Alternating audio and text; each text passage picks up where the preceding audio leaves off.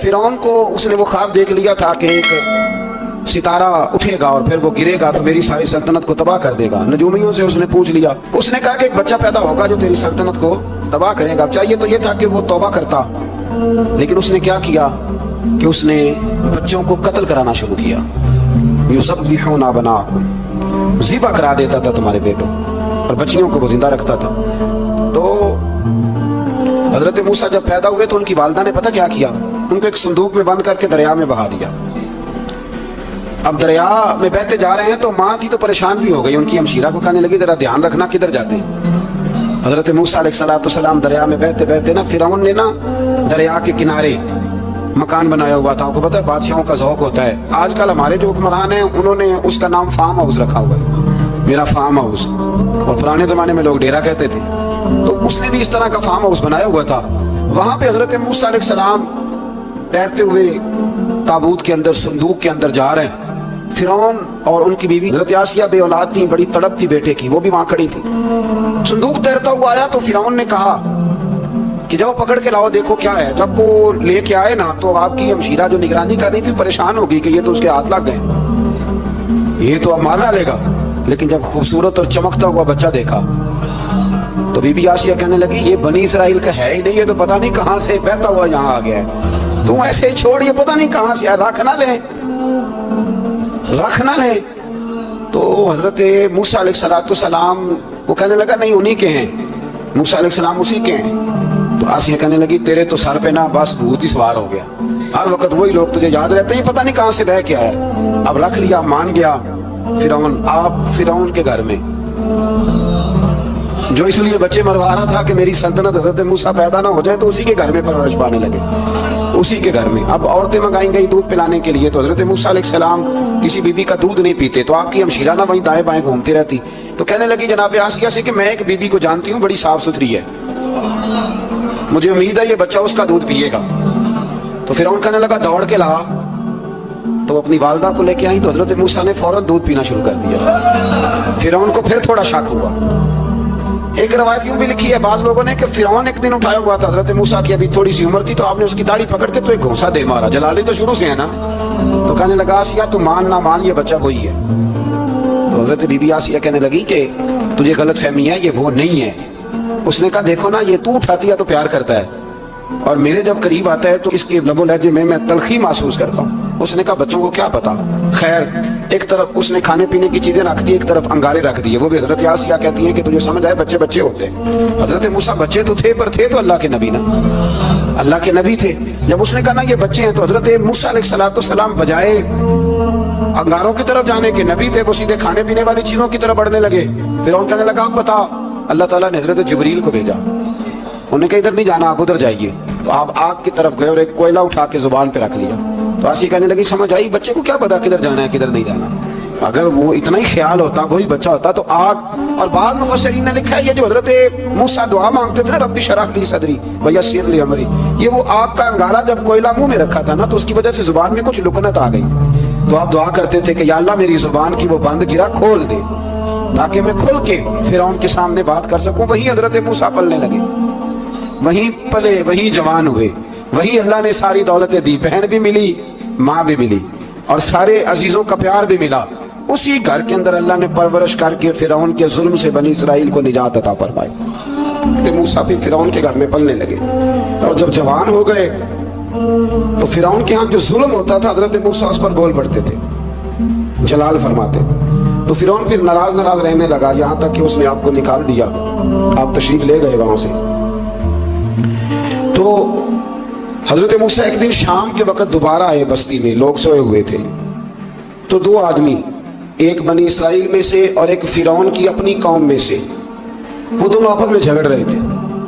लेकिन वो जो हजरत मूसा की बनी इसराइल की कौम का शख्स था, उस पर वो कब्ती, वो जो फिरौन के करीबी लोगों में से था, वो जुल्म कर रहा था और बोझ उठाने की बात कर रहा था। अब उसने हजरत मूसा को पुकारा कि देखे मेरे साथ किस तरह की बात कर रहा है। तो हजरत मूसा का इरादा भी नहीं था, आपने बस उसको समझाया, पर कुछ लोगों को समझ। तो हजरत मूसा ने फिर एक मुक्का मारा, एक घोंसा मारा, सिर्फ एक ही।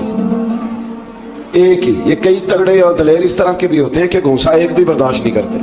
वो एक मारा, आदमी धड़ाम से जमीन पे गिरा और मारी गया। हजरत मूसा का इरादा नहीं था, لیکن وہ مر گیا. حضرت موسیٰ علیہ السلام نے اس بات پر اپنے رب سے استغفار بھی فرمائی. قرآن کہتا ہے کہ انہوں نے معافی چاہی کہ اللہ میرا ارادہ نہیں تھا. بہرحال اگلے دن نا حضرت موسیٰ دوبارہ آئے. وہ سنا کرتے تھے نا ہم کہ بے وقوف دوست سے عقل مند دشمن بہتر ہوتا ہے. وہ کم از کم دشمنی تو عقل مندی سے کرتا ہے نا, لیکن جو بیوقوف دوست ہو بیوقوفی. حضرت موسیٰ دوبارہ آئے تو وہ بنی اسرائیلی اگلے دن کسی اور سے جھگڑا کر رہا تھا. پھر اس نے مدد کے لیے پکارا تو حضرت موسیٰ کہنے لگے مجھے لگتا یہ ہے کہ تیری عادت ہے, تو خود بڑا جھگڑالو ہے, تو نے روز نیا جھگڑا شروع کیا ہوتا ہے. حضرت موسیٰ جب اس کی طرف بڑے نہ ڈانٹنے کے لیے تو اس نے شور کرنا شروع کر دیا. کہنے لگتا ہے جس طرح آپ نے اسے کل قتل کیا تھا مجھے بھی قتل ہی کریں گے. یہ انسانوں کا مزاج ہے کہ آپ جب تک کسی کے طبیعت کے مطابق چلیں گے وہ راضی رہتا ہے, اور ذرا آپ اس کی طبیعت سے ہٹتے ہیں تو وہ شور کرتا ہے. اس نے کہا جی آپ مجھے بھی لگتا ہے ماریں گے. حضرت موسیٰ کلیم اللہ علی نبینا علیہ السلام کے بارے میں جب اس نے شور کیا تو بات پھر فرعون کے دربار تک گئی. وہ تو پہلے ہی بہانہ تلاش کر رہا تھا. اس نے کہا ڈھونڈو پکڑو اور معاذ اللہ شہید کریں گے. کسی نے آ کے خبر دی کہ آپ جہاں سے ہجرت کر دیں, اس لیے کہ آپ کے لیے یہاں حالات درست. اور بھائی یہ چھوڑ دیا کریں بات کہ فلاں آدمی کے حق میں فلاں جگہ حالات کیسے خراب ہوئے, تو نبی کریم علیہ السلام مکہ چھوڑ کے کیوں آئے؟ حضرت موسیٰ علیہ السلام نے ہجرت کیوں فرمائی؟ یہ ایک ایسی عجیب بحث ہے جس کو لوگ بلا وجہ چھوڑ دیتے, بلا وجہ چھیڑ دیتے ہیں. اور بالخصوص ایک خاتون نے ایک دفعہ مجھے پیغام دیا تو میں بڑی اس کی بات سن کے مجھے عجیب لگا. وہ کہنے لگی کہ دوسری جگہ میری شادی ہوئی ہے, مجھے طلاق ہو گئی تھی, تو مجھے ایک تانا روز سننے کو ملتا ہے تو اتنی اچھی ہوتی تو وہاں نہ رہ لیتی. تو یہ بتانے والی بات ہے. کوئی ضروری ہے کہ بیوی غلط ہوتی ہے تو طلاق ہوتی ہے؟ اللہ کے محبوب علیہ السلام کی 2 صاحبزادیوں کو ابو لہب کے 2 بیٹوں نے طلاق بھیج دی تھی. کس کی غلطی تھی؟ تو آپ کیا کہہ سکتے ہیں یہاں کیوں طلاق؟ تو اتنی جلدی بات تھوڑی کر دیں گے آپ, تھوڑی احتیاط فرمائیں بولنے. تو حضرت موسیٰ علیہ السلام وہاں سے نکلے اور یہاں مدین کی طرف چلے گئے. مدین وہ علاقہ تھا جہاں فرعون کی حکومت کوئی نہیں تھی. حضرت موسیٰ جیسے وہاں پہنچے تو ان کے اندر ایک جذبہ تھا, ظلم ہوتا نہیں دیکھ سکتے. جب وہاں پہنچے تو انہوں نے دیکھا لوگ اپنے اپنے جانوروں کو گھاٹ پہ پانی پلا رہے ہیں, اور 2 خواتین ہیں وہ بالکل پیچھے کھڑی ہیں. تو حضرت موسیٰ کلیم آگے بڑھ کے کہنے لگے تم کیوں نہیں پانی پلاتی؟ تو وہ کہنے لگے ہمارا بھائی کوئی نہیں, باپ ہمارا بوڑھا ہے. اللہ اکبر. مجبوری یہ ہے, ہم ہیں بھی پردہ دار گھرانے کی, مجبوری ہماری یہ ہے کہ جب تک یہ سارے لوگ پانی پلا نہیں لیں گے اتنی دیر تک ہماری باری نہیں آئے گی. تو حضرت موسیٰ کلیم اللہ علیہ السلام فرمانے لگے اچھا یہ بات ہے تو جانور مجھے دو. وہ ہو یہ رہا تھا کہ چونکہ مرد پانی پلا رہے تھے تو اور جتنے بھی مرد آتے جاتے تھے وہ گھستے جاتے تھے, اور عورتیں بیچاری کھڑی تھیں. حضرت موسیٰ جھٹ سے آگے بڑھے, پیچھے ہٹو. ان 2 خواتین پاک باز عورتوں کے جانوروں کو پانی پلایا اور پھر آپ دوبارہ وہیں بیٹھ گئے. وہ بیویاں جلدی جلدی گھر گئیں, جا کے اپنے والد سے کہنے لگی ابا جی کمال ہو گیا, اس بستی میں ایک ایسا آدمی ملا ہے جو عورتوں کی طرف دیکھتا ہے تو نیکی کرنے کے لیے آگے بڑھتا ہے, جو مجبور اور بے کس کے لیے اچھے جذبات رکھتا ہے. فرمایا جلدی لاؤ. کچھ مفسرین اور طرف بھی گئے ہیں لیکن جمہور نے لکھا ہے کہ وہ حضرت شعیب علیہ السلام. حضرت شعیب نے گھر بلایا, اپنی ایک بیٹی کو بھیجا, فرمایا بیٹے بلا کے لاؤ. وہ جب گھر آئے تو آپ فرمانے لگے آپ میرے ساتھ اجرت طے کر لیں, 8 سال یا 10 سال آپ میری بکریوں کو چرائیں, میرے گھر میں رہیں. اور پھر فوراً ہی فرمانے لگے اگر آپ ہمارے گھر میں رہیں گے دیکھ بھال کریں گے تو میں اپنی ایک بیٹی کا نکاح بھی آپ کے ساتھ کر دوں. تو 8 سے 10 سال حضرت موسیٰ نے وہاں قیام فرمایا. اور پھر جب آپ کا نکاح ہو گیا تو آپ اپنی بیوی کو لے کے مصر کی جانب جا رہے تھے, تو رستے میں نا ٹھنڈ زیادہ ہو گئی, تو اپنی زوجہ سے کہنے لگے وہاں آگ جل رہی ہے, میں تیرے لیے آگ لے کے آتا ہوں تاکہ تو تاپ سکے, گرمی حاصل کر سکے. وہاں گئے تو درخت سے آواز آئی موسیٰ میں تیرا رب ہوں. درخت سے آواز آئی موسیٰ میں تیرا رب ہوں. اور حضرت موسیٰ کلیم اللہ کو وہاں وہی آنی شروع ہوئی. وہاں وہی اللہ تعالیٰ نے انہیں وہ عصا عطا فرمایا جو پھر بعد میں اژدہا بنتا تھا. رب کریم نے وہیں حضرت موسیٰ کلیم کو وہیں ید بیضا عطا فرمایا. اپنا ہاتھ گرے بان میں ڈال کے نکالتے تھے تو چاند اور سورج کی طرح روشنی دیا کرتا. ید بیضا لیے بیٹھے ہیں اپنی. میں کبھی کبھی کہا کرتا ہوں کہ مولا کے دینے کے انداز بڑے انوکھے ہیں. بھائی یوسف کو کنویں میں پھینکتے ہیں تو اللہ مصر کا حکمران بنا دیتا. تو پھر حضرت موسیٰ وہاں سے واپس آئے اور آ کر کے آپ نے دوبارہ وہ سارا نظام زندگی شروع فرمایا. موسیٰ علیہ السلام نے ان کو دعوت حق دی اور کہا کہ میں تمہارے پاس واضح نشانیاں لایا ہوں, بنی اسرائیل کو میرے ساتھ بھیج دو. فرعون نے معجزات پیش کرنے کے لیے کہا تو حضرت موسیٰ علیہ السلام نے اپنا عصا زمین پہ ڈالا, اپنا عصا اپنی چھڑی اپنا ڈنڈا زمین پہ ڈالا تو وہ ایک واضح اژدہا بن گیا. फिर हजरत सैयदना मूसा अलैहिस्सलाम ने अपना हाथ गिरेबान से निकाला तो वो देखने वालों के लिए रोशन हो गया, हाथ के अंदर नूर पैदा हो गया। यदे बैदा लिए बैठे हैं अपनी आस्तीनों में। फिरौन के सरदारों ने हक को कबूल करने की बजाय इसे जादू करार दे दिया और कहा कि ये तुम्हें अपने मुल्क से निकालना चाहता है। उन्होंने कहा इस मामले को जरा ढील दो और जादूगरों को जमा करो। जादूगर आए, उन्होंने फिरौन से कहा कि हम हजरत मूसा के मुकाबले में जादू तो दिखाएंगे माज़अल्लाह, लेकिन अगर हम गालिब आ गए तो फिर हमारा इनाम क्या होगा? सौदा पहले तय करना है, क्या इनाम मिलेगा? उसने कहा कि अगर तुम गालिब आ गए तो मैं तुम्हें अपना करीबी बना लूंगा। बादशाहों का करीबी होना भी तो बड़ी बात है ना, लोग बड़े पापड़ बेलते हैं करीबी होने के लिए। और ये जो करीबी होते हैं ना, बिलखुसूस जो बादशाहों के करीबी होते हैं, बादशाहों की तबाही का सबब भी यही लोग ही बनते हैं। ये उनको रोज खबर देते हैं कि सब अच्छा है, सब अच्छा है। और दुनिया के ज्यादातर हुक्मरान इन्हीं लोगों की वजह से तबाह होते हैं, क्योंकि उनका खुद आवाम से राब्ता नहीं रहता। अगर वो खुद आवाम के साथ डायरेक्ट राब्ता करें तो शायद उन्हें अच्छी और साफ सुथरी चीजें समझने को मिल जाए। खैर, जादूगरों ने जब कहा हमें क्या दोगे, तो उसने कहा तुम्हें करीबी बना लूंगा। जादूगरों ने मूसा अलैहिस्सलाम से कहा कि आप पहल करेंगे या हम पहल करें? तो मूसा अलैहिस्सलाम ने कहा तुम पहल करो। जब जादूगरों ने अपनी रस्सियां जमीन पे डाली तो लोगों की निगाहों को सहर ज़दा कर दिया, जादू कर दिया और उन्हें डरवा दिया। उन्होंने कहा ये तो बड़ा जादू ले आए। तो अल्लाह ताला ने हजरत मूसा अलैहिस्सलाम को हुक्म दिया कि आप भी अपना आसा जमीन पे डालें। उनकी रस्सियां सांप बन गई थी ना, दरअसल वो सांप बनी नहीं थी, लोगों की आंखों पर जादू हो गया था, उन्हें सांप नजर आ रहा। फरमाया आप भी अपना आसा जमीन पे डालें। वो आसा सांप बना और जादूगरों की सारी चीजों को निगल ही गया। उनकी बहुत सारी रस्सियां सांप बनी थी, इनका एक ही आसा सांप बना और सबको निगल गया। इस तरह के मोजरे की हकानियत और जादूगरों का बुतलान साबित हुआ और फिरौनी रुसवा हो गए। जादूगर सजदे में गिर गए और अल्लाह पर ईमान ले आए। फिरौन ने उन्हें धमकी दी कि तुम मेरी इजाजत के बगैर ईमान ले आए हो, मैं तुम्हारे हाथ और पांव मुखालिफ सिंह से काट दूंगा, यानी उल्टा हाथ काट दूंगा, सीधा पैर काट दूंगा। मेरी बगैर इजाजत ईमान ले आए हो और तुम्हें सूली पे भी चढ़वा दूंगा। उन्होंने कहा कि ईमान लाने की पादाश में तुम हमें सदा देना चाहते हो। फिर उन्होंने अल्लाह ताला से सब्र और इस्तिकामत की दुआ की। इसके बाद फिरौन ने बनी इसराइल के बेटों को कत्ल करने की और बेटियों को जिंदा छोड़ने का हुक्म दे दिया। मूसा अलैहिस्सलाम ने कौम को सब्र की तलकीन की और कहा कि नेक अंजाम अहले तकवा के लिए। यहाँ एक लतीफ बात हमारे सूफिया ने भी लिखी है। सूफिया कहते हैं कि फिरौन ने कलमा नहीं पढ़ा पर जादूगर कलमा पढ़ गए। वो किस तरह कलमा पढ़ गए? तो कहने लगे दरअसल उन्होंने आते ही हजरत मूसा का अदब बड़ा किया था।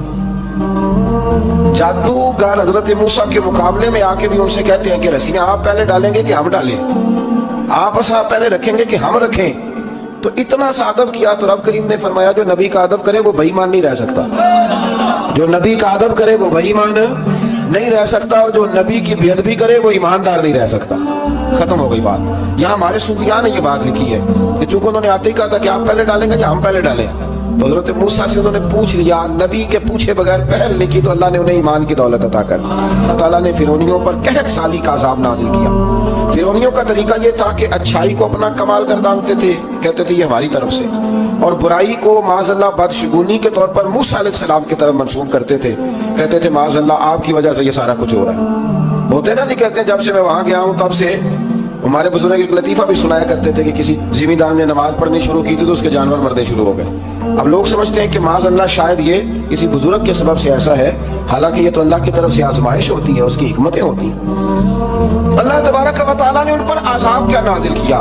आयत नंबर 130 और 143 का भी आप सूरह आराफ की पढ़ें तो अल्लाह ताला ने उन पर टिड्डियों का, जुमों का, मेंढकों का और खून का अज़ाब नाजिल किया। ये किस किस्म का अज़ाब है? जुमे पड़ गए, टिड्डियां आ गई, ये अल्लाह ने अज़ाब नाजिल किया। जब वो अज़ाब में मुब्तला हुए तो मूसा अलैहिस्सलाम से कहा कि आप अल्लाह से दुआ करें कि हमसे ये अज़ाब टल जाए। अगर ऐसा हुआ तो हम ईमान ले आएंगे, बनी इसराइल को भी आज़ाद कर देंगे। लेकिन मूसा अलैहिस्सलाम की दुआ के नतीजे में जब अज़ाब टल जाने के बाद फिरौनी फिर अपने वादे से फिर गए। बनु कुरैज़ा वालों ने भी कई दफ़ा हुजूर से वादे किए पर अपने वादों पर कायम। एक बात आपसे यहाँ रोक के अर्ज कर दूं, हम भी कई दफ़ा कहते हैं ज़रा ब्रेक कभी गाड़ी की नहीं ना लगती तो हम इरादा करते हैं कि आज से ही नमाज शुरू कर देनी है। ज़रा तबीयत ज़्यादा लील होती है तो इरादा करते हैं ना कि भाई आज के बाद हमने नेक, फिर क्या होता है शिफा हो गई तो छुट्टी हो गई। ये तरीका दुरुस्त नहीं, ये तो कुफार का तरीका बयान किया ना कुरान पाक ने। जहाँ फरमाया जब अल्लाह तबारक व तआला ने उन्हें निजात दे दी तो अपने वादे से मुकर गए। तो تو پھر اللہ تبارک و تعالیٰ نے بنی اسرائیل کو سمندر پار کر کے ایسی قوم کے پاس پہنچا دیا جو بتوں کی پرستش کرتی تھی. وہ تو بچ گئے لیکن فرعونی سارے دریا کے اندر غرق ہو گئے. حضرت موسیٰ علیہ السلام سے کہنے لگے کہ ہمارے لیے بھی یہ خدا بنا دیجئے. حضرت موسیٰ علیہ السلام نے فرمایا بت پرستی کرنے والے جاہل ہیں. یہ بت پرست قوم کے پاس جب گئے نا بنی اسرائیل والے بت پوچھتے ہوئے دیکھا تو کہنے لگے ہمارے لیے بھی سامنے بنا کے رکھ دو. فرمایا یہ تو جاہل ہے, تم انہیں دیکھ کے اثر قبول کر رہے ہو اور اپنی جاہلیت کے باعث یہ ہلاک ہونے والے بھی ہیں. پھر اللہ تعالیٰ نے بنی اسرائیل پر اپنی نعمتوں کا ذکر فرمایا اور موسیٰ علیہ السلام نے اپنی قوم میں ہارون علیہ السلام کو اپنا جانشین فرمایا اور کوہ طور پر تشریف لے گئے. اللہ نے فرمایا وہاں آ جائے, میں آپ کو تورات عطا کرتا ہوں. 40 دن کا یہ عرصہ تھا.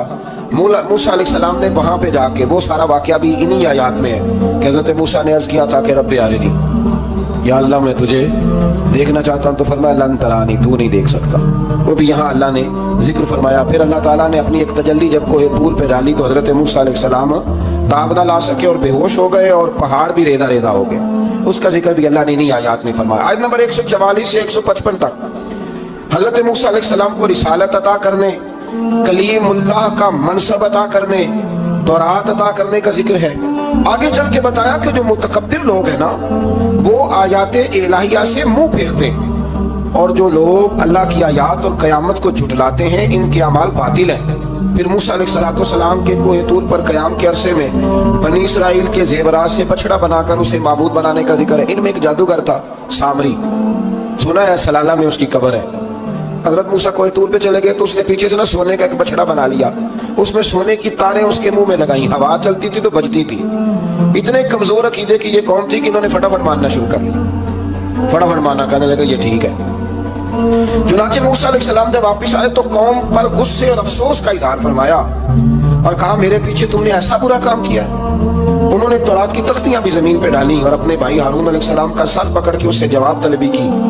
انہوں نے کہا اے میرے ماں جائے, بڑے خوبصورت لفظ ہے قرآن پاک, اے میرے ماں جائے, اے میرے بھائی, قوم نے مجھے بے بس کر دیا اور قریب تھا کہ یہ مجھے قتل بھی کر دیتے. اب آپ مجھ پر سختی کر کے دشمنوں کو ہنسنے کا موقع نہ دیں. کبھی بھی دشمنوں کو اپنے اوپر ہنسنے کا موقع نہ دینا چاہیے.